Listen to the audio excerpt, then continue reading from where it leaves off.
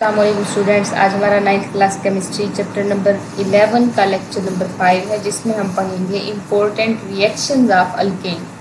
Alkanes जो है ना, अपने उनके जो रिएक्शंस हैं उनके बारे में हमें स्टडी करना है। तो इसको पढ़ने से पहले आपका जो नॉन पोलर और पोलर कोवलेंट बॉन्ड्स का कंसेप्ट है वो क्लियर होना लाजमी है, क्योंकि इसका सारा जो इसमें जो एक्सप्लेनेशन दी गई है वो सारी उससे रिलेटेड है कि ये पोलर हैं या फिर नॉन पोलर, इस तरह से। तो इसको देखने के लिए आप ना थोड़ी सी ये एग्जांपल देख लो कि जो हमारे पास HCl होता है, इसमें क्या है, क्लोरीन की जो इलेक्ट्रोनेगेटिविटी है वो ज़्यादा होती है। अब इलेक्ट्रोनेगेटिविटी क्या होती है? The ability of element to attract the shared pair of electron, यानी कि जो बॉन्ड बनता है इनमें शेयरिंग ऑफ इलेक्ट्रॉन से जो बॉन्ड बनता है उसको एक ऐसा एलिमेंट होता है जो ज़्यादा अट्रैक्ट करता है, तो मतलब उसकी इलेक्ट्रोनेगेटिविटी ज़्यादा होती है। इसमें जिसकी इलेक्ट्रोनेगेटिविटी ज़्यादा होगी वो क्या कर रहा है, उसको अपनी तरफ अट्रैक्ट कर रहा है। तो ज़्यादा अट्रैक्ट करने की वजह से इलेक्ट्रॉन इसकी तरफ ज़्यादा झुक जाते हैं। इलेक्ट्रॉन के ऊपर चूंकि नेगेटिव चार्ज होता है, तो इस वजह से इसके ऊपर पार्शियल नेगेटिव चार्ज आ जाता है और ऑटोमेटिकली दूसरे एलिमेंट के ऊपर पार्शियल पॉजिटिव चार्ज आ जाता है। इस पोलैरिटी की वजह से क्या होता है, एक तरफ जो होता है नेगेटिव आ जाता है, दूसरी तरफ पॉजिटिव चार्ज आ जाता है। तो ये पोल्स बन जाते हैं, जैसा कि मैग्नेट के होते हैं कि एक जो है पॉजिटिव साउथ पोल होता है और जो दूसरा होता है नॉर्थ पोल होता है। तो इस वजह से जो है हम इनको क्या कहते हैं, पोलर कोवलेंट बॉन्ड्स कहते हैं। जबकि दूसरी तरफ जो हमारे पास ऑर्गेनिक कंपाउंड है या फिर इसके कार्बन डाइऑक्साइड जो है, इसकी केस में अगर हम देखें तो कार्बन की और ऑक्सीजन के दरमियान इलेक्ट्रोनेगेटिविटी का डिफरेंस तो है, लेकिन इस केस में क्या होता है ये 180 डिग्री के ऊपर जो है दो ऑक्सीजन एटम इनको आके घेर लेते हैं। इसके ऊपर भी पार्शियल नेगेटिव चार्ज है, इस ऑक्सीजन के ऊपर भी पार्शियल नेगेटिव चार्ज है, दरमियान में जो कार्बन है इसके ऊपर पार्शियल पॉजिटिव चार्ज आ जाता है। तो ये इस तरीके से जो है ना आपस में एक दूसरे के इफेक्ट को क्या करते हैं, कैंसिल कर देते हैं। तो मतलब क्या हुआ, ये भी चीज़ जो है ये पोलर नहीं रहती, क्योंकि पोल्स ही नहीं रहते, दोनों एक दूसरे के इफेक्ट को क्या करते हैं, कैंसिल आउट कर देते हैं। तो ये बॉन्ड भी क्या हो जाता है, हमारे पास नॉन पोलर हो जाता है, यानी कि इसमें कोई पोलैरिटी नहीं रह पाती इनका इफेक्ट कैंसिल आउट होने की वजह से। अब इस केस में ऑर्गेनिक कंपाउंड के केस में अगर हम देखें तो कार्बन जो है इसकी इलेक्ट्रोनेगेटिविटी क्या होती है, इसमें और हाइड्रोजन की इलेक्ट्रोनेगेटिविटी जो है इनमें थोड़ा सा डिफरेंस है। इसकी 2.4 होती है और इनकी हाइड्रोजन की क्या होती है 2.1 होती है, यानी कि 0.3 का डिफरेंस है, जो कि ज़्यादा डिफरेंस नहीं है। इसके अलावा जो है चार जो है हाइड्रोजन एक क्या कहेंगे इसको 90 डिग्री के जो एंगल होता है उसके ऊपर आके उसको क्या कर देते हैं, घेर लेते हैं। तो इस वजह से ये भी क्या कर लेते हैं, ये इसके इफेक्ट को कैंसिल कर देता है, ये इसके इफेक्ट को कैंसिल कर लेता है। तो मतलब क्या हुआ, ये जो कंपाउंड होगा हमारे पास ये भी क्या हो जाएगा, नॉन पोलर हो जाएगा। तो अब अल्केन्स के बारे में देखते हैं। कहता है alkanes are sometime referred to as paraffins. इनको कभी कभी पैराफिन्स भी कहा जाता है, जिसका क्या मतलब है, विच मीन्स लिटिल एफिनिटी। मतलब क्या है कि ये ज़्यादा रिएक्टिव नहीं है, लिटिल का मतलब थोड़ी अमाउंट में ये रिएक्टिविटी शो करते हैं। This term describe their behaviour for alkanes show little chemical affinity for other substances. कह रहे हैं इस बात का मतलब ये हुआ कि जो अल्केन्स हैं वो दूसरे सब्सटेंसेस के साथ थोड़ी सी जो केमिकल एफिनिटी है, यानी कि केमिकल रिएक्शन बहुत कम शो करते हैं, and are chemically inert to the most laboratory reagent. और ज़्यादातर जो रिएजेंट्स हैं, केमिकल्स वगैरह हैं, उनकी तरफ क्या है, इनर्ट हैं, यानी कि उनसे रिएक्ट नहीं करते। However alkanes do react with the chlorine. कह रहा है ताहम अल्केन जो है वो क्लोरीन के साथ भी रिएक्ट करते हैं, एंड ऑक्सीजन और ऑक्सीजन के साथ भी अंडर सूटेबल कंडीशन, एक खास कंडीशन के ऊपर। The unreactivity of alkanes may be explained on the basis of the non-polarity of the bonds present in them। तो कह रहे हैं इसकी अनरिएक्टिव होने की वजह क्या है कि ये जो है नॉन पोलर हो जाते हैं, इनके बॉन्ड्स जो हैं वो नॉन पोलर हो जाते हैं जो कि इनमें मौजूद हो। The electronegativity value of carbon is 2.6। Sorry, इसकी जो मैंने आपको पहले बताई वो 2.4 बताई थी, तो क्या है 2.6 है इसकी इलेक्ट्रोनेगेटिविटी, एंड हाइड्रोजन और हाइड्रोजन की 2.1 है। डू नॉट डिफर एप्रिशिएबली, ये ज़्यादा कोई फर्क नहीं है, जैसा कि जो है अगर हम फ्लोरीन और हाइड्रोजन की बात करें तो इनमें बहुत ज़्यादा डिफरेंस है। फ्लोरीन की इलेक्ट्रोनेगेटिविटी क्या है 4 है और हाइड्रोजन की 2.1 यानी कि 1.9 का डिफरेंस है। तो ये इतना ज़्यादा डिफरेंस नहीं है। And the bonding electrons between carbon hydrogen and carbon carbon bonds are almost equally shared. और इसी वजह से इलेक्ट्रोनेगेटिविटी एक जैसी होने की वजह से या फिर जो है थोड़ा सा डिफरेंस होने की वजह से जो इनमें शेयर्ड पेयर ऑफ इलेक्ट्रॉन होता है वो इक्वली शेयर्ड हो जाता है। कोई ऐसा एटम इसमें नहीं आ पाता जो उसको ज़्यादा अट्रैक्ट करे, यानी कि उसकी तरफ जो है पोलैरिटी उसकी तरफ बेंड हो जाए। This fact makes alkanes almost non polar. इसी वजह से जो है अल्केन्स ज़्यादातर नॉन पोलर हो जाती हैं। इन व्यू ऑफ दिस, इसके लिहाज से the reagent like acids bases oxidising agents find no reaction site in the alkane molecule. इसी वजह से जो एसिड बेसिस है या फिर दूसरे जो ऑक्सीडाइजिंग एजेंट्स हैं उनको कोई जगह ही नहीं मिलती अल्केन्स में कि वो आकर उस तरफ क्या करें, रिएक्शन शो करें। क्योंकि रिएक्शन कब होता है, जब किसी एलिमेंट में या फिर किसी कंपाउंड के अंदर कोई लॉन पेयर मौजूद हो या फिर जो है इलेक्ट्रॉन्स की डेफिशिएंसी हो, तब जाकर जो है ना वो कंपाउंड या फिर एलिमेंट्स रिएक्शन शो करते हैं। तो इस लिहाज से यहाँ पर कोई ऐसा केस नहीं होता, ना ही पार्शियल पॉजिटिविटी आ रही होती है, ना ही नेगेटिविटी आ रही होती है। तो इसी के अकॉर्डिंग कोई आयन जो है उसकी तरफ अट्रैक्ट नहीं होता। To which they could be attached, जिससे वो क्या हो अटैच हो सके। मतलब क्या कह रहा है कि उनमें कोई रिएक्शन साइट ही अवेलेबल नहीं होती जिससे वो क्या हो अटैच हो सके, यानी कि बॉन्ड बना सके। अब फर्स्ट रिएक्शन क्या है, हेलोजिनेशन, यानी कि हेलोजिन्स का ऐड होना। हेलोजिन्स क्या है, फ्लोरीन क्लोरीन ब्रोमीन ये सारा जो ग्रुप है इनको क्या कहते हैं, हेलोजिन्स कहते हैं। अल्केन्स गिव सब्सटीट्यूशन रिएक्शन, ये क्या करते हैं, सब्सटीट्यूशन रिएक्शन शो करते हैं, यानी कि इनमें मौजूद जो हाइड्रोजन होता है वो रिप्लेस हो जाता है हेलोजन से। तो मतलब क्या हुआ, सब्स्टिट्यूशन क्या होती है, एक चीज का दूसरी चीज की जगह पे आना, जो है एक एलिमेंट का दूसरे को रिप्लेस करना, इनको सब्स्टिट्यूशन कहते हैं। और पीछे हमने जो रिडक्शन रिएक्शन कहा था वो क्या था, एडिशन रिएक्शन था, जिसमें क्या था, जो डबल बॉन्ड था वो टूट के जो है ना दूसरे एलिमेंट के साथ बॉन्ड बना रहा था।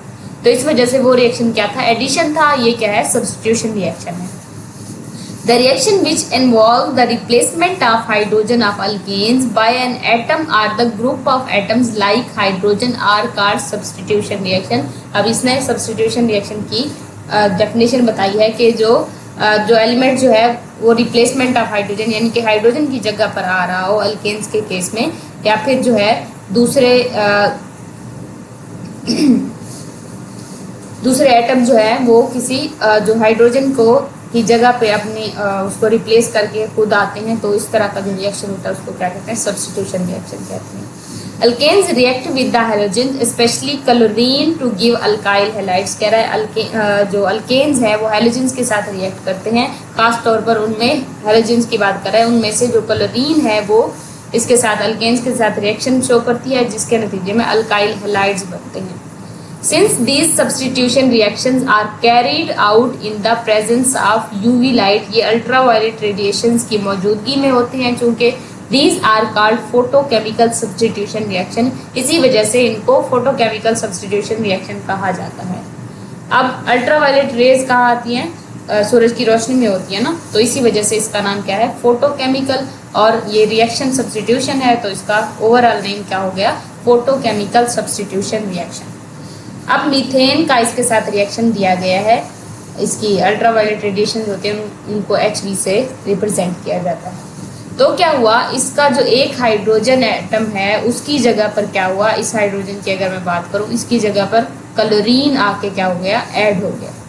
तो ये क्या बन गया, क्लोरोमीथेन इसके नतीजे में बना और हमें HCl भी मिलता है साथ में।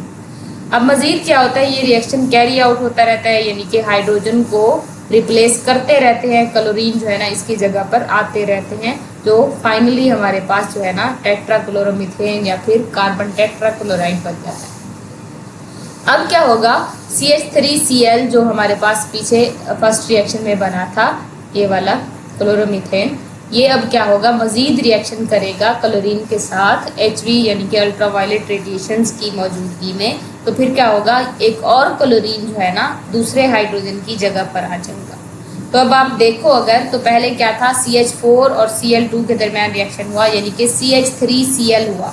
अब एक हाइड्रोजन और चला गया यानी कि CH2Cl2, क्योंकि एक क्लोरीन और आ गया है, क्लोरीन की मिकदार में इजाफा होता जाएगा और हाइड्रोजन जो है ना वो कम होते चले जाएंगे। और बदले में क्या हुआ, HCl मिला। इसी तरीके से जो डाइक्लोरोमीथेन है ये दोबारा क्लोरीन के साथ यूवी रेडिएशन की मौजूदगी में रिएक्शन करेगा। अब इसका एक और हाइड्रोजन जो है वो क्लोरीन की तरफ से रिप्लेस हो जाएगा, जिसकी वजह से क्लोरोफॉर्म हमारे पास बनेगा। अब ये क्लोरोफॉर्म मजीद क्लोरीन के साथ रिएक्ट करेगा और टेट्राक्लोरोमीथेन जो है ये एक फाइनल प्रोडक्ट हमारे पास वजूद में आएगा। Structural formula of products are given below. अब इनके जो स्ट्रक्चरल फार्मूलाज हैं वो दिए गए हैं। यहाँ पे देखो अगर, तो 3 हाइड्रोजन है और साथ में 1 क्लोरीन है। ये वाला जो है इसकी जगह डाइक्लोरोमीथेन जो है, यहाँ पे क्या हुआ है, 2 क्लोरीन है और साथ साथ 2 हाइड्रोजन एटम मौजूद हैं। यहाँ पे क्या है, ट्राइक्लोरोमीथेन, 3 क्लोरीन है और 1 हाइड्रोजन है। ये क्लोरोफॉर्म का फार्मूला है जिसमें कार्बन जो है सारे क्लोरीन एटम्स के साथ बॉन्डेड है। नेक्स्ट है कंबस्शन रिएक्शन, यानी कि बर्निंग जो होती है उसका ऑक्सीजन के साथ रिएक्शन करके। बर्निंग के नतीजे में क्या होता है, हमारे पास कार्बन डाइऑक्साइड और वाटर के मॉलिक्यूल्स जो है ना वो बनते हैं। Alkanes burn in oxygen, alkane जो है ऑक्सीजन की मौजूदगी में बर्न होते हैं। Or air to form carbon dioxide, और बदले में क्या बनता है, कार्बन डाइऑक्साइड और वाटर वेपर्स बनते हैं with the evolution of large amount of heat. और इसके साथ साथ हीट भी बनती है जिसको हम कुकिंग पर्पस के लिए यूज कर सकते हैं। This reaction is called combustion, इसको क्या कहते हैं, कंबस्शन कहते हैं। रिएक्शन दिया गया है मीथेन का, जब ऑक्सीजन के मौजूदगी में जब इसको जलाया जाता है तो कार्बन डाइऑक्साइड और वाटर के मॉलिक्यूल साथ में हीट बनती है। इथेन का भी यही रिएक्शन होगा, बस इसके जो नंबर ऑफ मोल्स हैं इसके कार्बन और वाटर के उसमें इजाफा हो जाएगा, क्योंकि यहाँ पर कार्बन की मिकदार भी ज़्यादा है। यहाँ पर 1 कार्बन था और 4 हाइड्रोजन है, यहाँ पर 2 कार्बन और 6 हाइड्रोजन है। इसी के साथ साथ जो है ऑक्सीजन के मॉलिक्यूल्स भी ज़्यादा यूज होंगे। प्रोडक्ट यही होना है बर्निंग में, जो ऑर्गेनिक कंपाउंड अल्केन्स वगैरह हैं उनके जलने से हमेशा प्रोडक्ट कार्बन डाइऑक्साइड और वाटर वेपर्स ही बनेंगे, लेकिन इनके नंबर ऑफ मोल्स में क्या होगा, इजाफा होता चले जाएगा।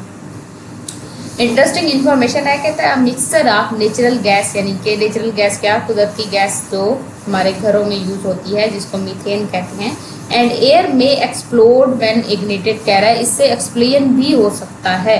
This is the main cause of explosion eight Holmes, और इसी की जो है ना कह रहा है घरों में जो है ना धमाके वगैरह भी हो जाते हैं। क्या होता है कि जो चूल्हा होता है वो उससे जो गैस होती है वो निकलती रहती है उसमें घर में, तो जैसे ही जो है ना कोई मिसाल के तौर पर अगर कोई लाइट वगैरह भी ऑन करते हो तो उसको इग्निशन मिल जाती है, यानी कि उसको स्पार्क जैसे ही मिलता है तो पूरे घर में जो है ना आग लग जाती है। तो यही होता है कि गैस लीकेज जो है ना उसका बहुत ख्याल रखना चाहिए कि जो सोते हुए जो वॉल्स वगैरह है उसको बंद करके सोना चाहिए। ऐसा ना हो कि गलती से वो खुला रह जाए तो जो गैस है वो घर में ही जमा होती रहे और जैसे ही उसको थोड़ा सा कहीं से इग्निशन मिले यानी कि स्पार्क वगैरह उससे मिले तो वो जल जाए। तो इस चीज़ का एहतियात करना चाहिए। नेक्स्ट हमारे पास एक्सरसाइज है, इसको देख लेते हैं। कहता है in the reduction of alkyl halide with zinc HCl, यानी कि जो हमने पीछे रिएक्शन पढ़ा था कि जब अल्काइल हैलाइड्स की रिडक्शन हो रही थी जिंक और HCl की मौजूदगी में, alkyl halide is being reduced. इसमें जो अल्काइल हैलाइड्स होते हैं वो क्या होता है, उनकी रिडक्शन हो रही होती है। Which species in this is being oxidise, कह रहा है इनमें जो कौन सी स्पीशी ऐसी है जिसकी क्या हो, ऑक्सीडेशन हो रही है। तो हम इसका रिएक्शन देख लेते हैं जो हमने पिछले लेक्चर में देखा था।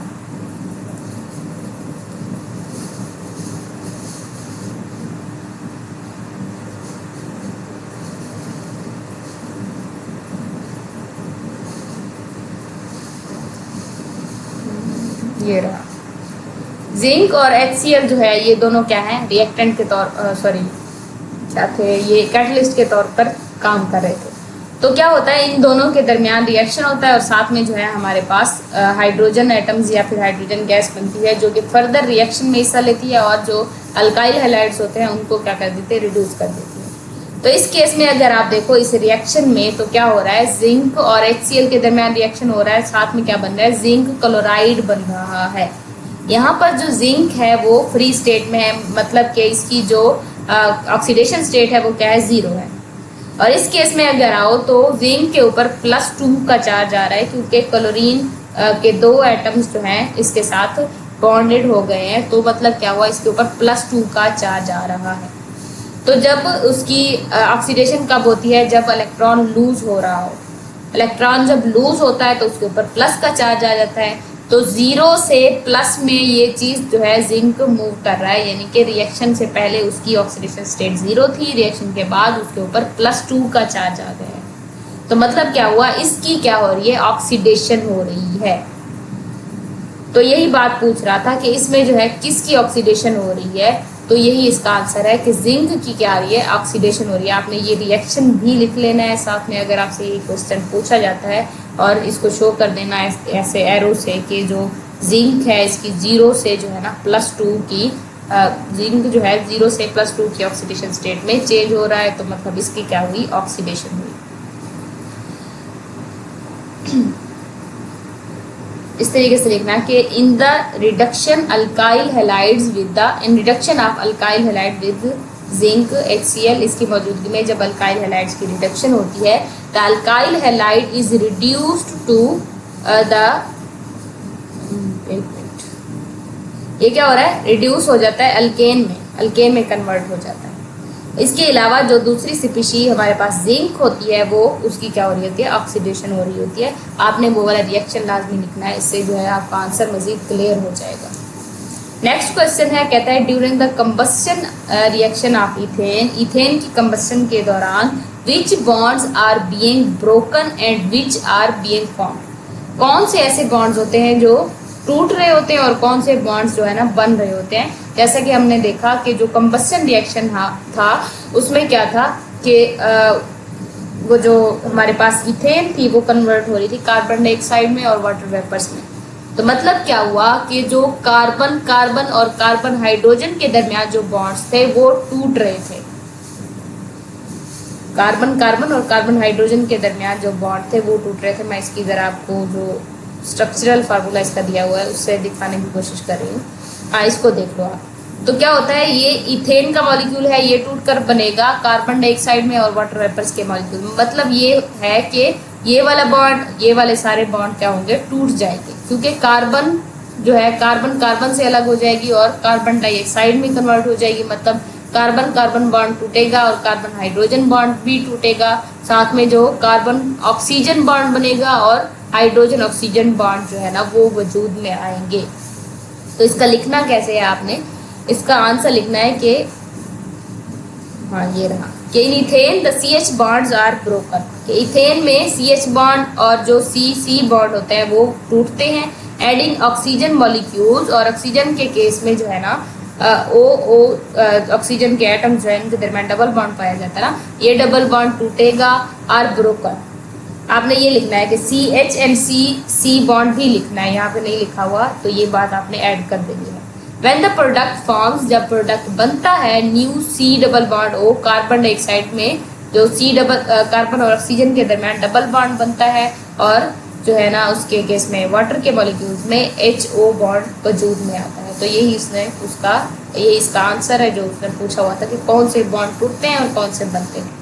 CH बॉन्ड और C बॉन्ड टूटता है। इसके अलावा ऑक्सीजन के मॉलिक्यूल्स के दरमियान जो डबल बॉन्ड होता है ऑक्सीजन एटम्स के दरमियान वो टूटता है, और कार्बन ऑक्सीजन और कार्बन हाइड्रोजन ऑक्सीजन बॉन्ड्स बनते हैं।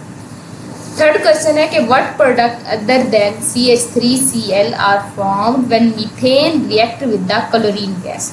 कि मीथेन का जब क्लोरीन गैस के साथ रिएक्शन करवाया जाता है तो इसके अलावा क्लोरोमीथेन के अलावा कौन से प्रोडक्ट्स बनते हैं, इसका हमने अभी पढ़ा है कि डाइक्लोरोमीथेन, ट्राइक्लोरोमीथेन और इसके अलावा कार्बन टेट्राक्लोराइड है, ये सारे हमारे पास वजूद में आते हैं उसके अलावा, और साथ में हमारे पास HCl भी बनता है।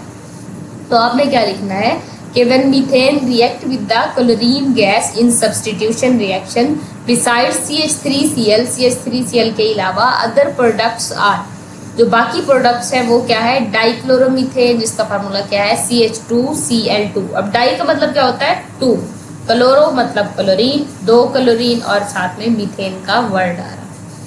ये इसका कॉमन नेम है क्लोरोफॉर्म। और ये हमारे पास कार्बन टेट्रा क्लोराइड है, यानी कि कार्बन के साथ 4 क्लोराइड आयंस जुड़े हुए हैं along with HCl। और साथ में जो हमारे पास फोर्थ प्रोडक्ट है वो क्या है, HCl है, जो कि सब केसेस में बन रहा था। हर एक रिएक्शन के एंड पे HCl जो है ना वो लाजमी बन रहा है। तो ये था आज का हमारा टॉपिक। होप सो आपको सब कुछ क्लियर हो गया है। अगर आपको फिर भी कोई कंफ्यूजन हो रही है तो आप कमेंट सेक्शन में पूछ सकते हैं। वीडियो अच्छी लगी तो वीडियो को लाइक करें, चैनल को सब्सक्राइब करें। अल्लाह हाफिज़।